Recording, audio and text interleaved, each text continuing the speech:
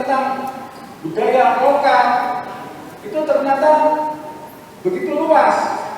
Ini sudah 2 kali saya ikuti di Perpusda ini menyelenggarakan acara, diuraikan oleh para pembicara.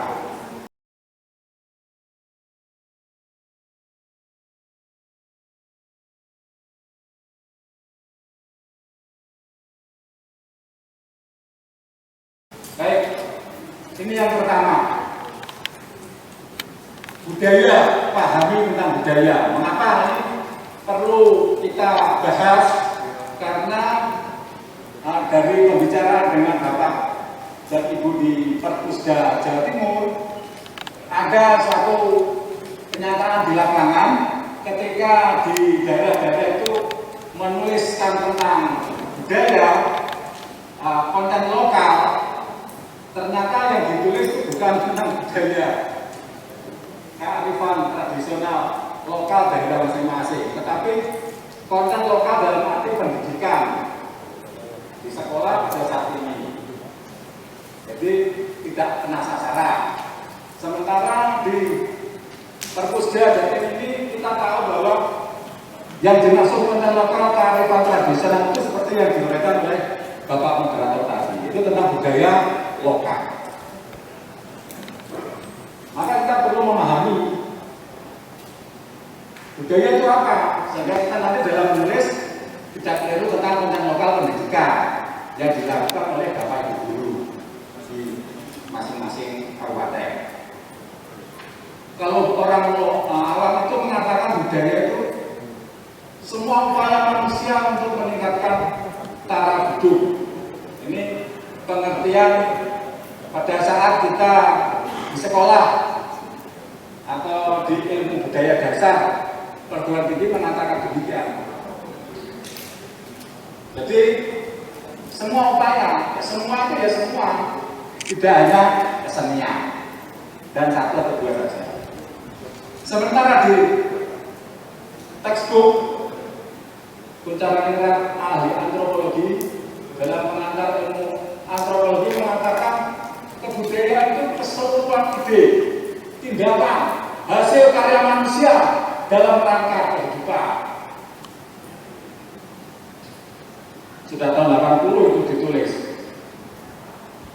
Nah, di situ ada 7 sistem unsur kebudayaan: agama, organisasi masyarakat, pengetahuan, ekonomi atau upaya untuk mencari pendapatan atau mata pencaharian setiap hari kita hidup. Yang kelima, teknologi, perangkat yang dipakai dalam mencapai tujuan itu, bahasa dan kesenian. Wah, ternyata luas ya. Tidak hanya kesenian, bahkan kesenian itu berbeda dari bahasa. Sastra itu masuk kesenian yang memakai perangkat bahasa. Nah, jadi yang akan kita tulis nanti tentang budaya lokal itu ternyata begitu luas. Ini sudah 2 kali saya ikuti di Perpusda ini menyelenggarakan acara, diuraikan oleh para pembicara 7 sistem unsur kebudayaan yang disampaikan oleh Kuncharaning ini. Nah, di UUD 45 sebelum amandemen pasal 32 dikatakan pemerintah memajukan kebudayaan nasional Indonesia. Lantas sesudah di amandemen tahun 2000-an ke atas, pemerintah di dalam perkataannya di pasal 2 tadi diubah, disempurnakan. Pasal 32, negara memajukan kebudayaan nasional di tengah peradaban dunia dengan menjamin kebebasan masyarakat dalam memelihara dan mengembangkan nilai-nilai budayanya. Mendingkan, pemerintah memajukan kebudayaan nasional Indonesia di pasal sebelum amandemen UUD 45. Lantas menjadi negara memajukan kebudayaan nasional di tengah peradaban dunia dengan menjamin kebebasan masyarakat dalam memelihara dan mengembangkan nilai-nilai budayanya. Pinter itu saya. Anggota MPR itu bikin kata-kata bagus. Lantas ini diturunkan dalam undang-undang untuk penjabaran budaya. Ini pertama kali Indonesia mempunyai undang-undang tentang kebudayaan. Yang semula itu diajukan adalah undang-undang kebudayaan. Tetapi karena di UUD 45 tadi dikatakan bahwa negara memajukan kebudayaan, maka tidak dipakai undang-undang kebudayaan, tetapi undang-undang pemajuan kebudayaan. Mengapa demikian? Karena setiap undang-undang tidak boleh tumpang tindih dengan undang-undang di atasnya. Kalau di UUD 45 sudah dikatakan negara memajukan kebudayaan, maka kalau di sini dibuat undang-undang kebudayaan, berarti tumpang tindih. Maka dibuat kata tadi pemajuan kebudayaan. Kebudayaan di dalam undang-undang tadi dikatakan segala sesuatu yang berkaitan dengan cita, rasa, dan hasil karya masyarakat. Wah, ini supaya kita mudah mengerti. Kita semua sudah sering mendengar kata-kata Ki Hajar Dewantara. Cita, rasa, dan karsa itu dipakai di sini. Cita, rasa, dan hasil karya masyarakat.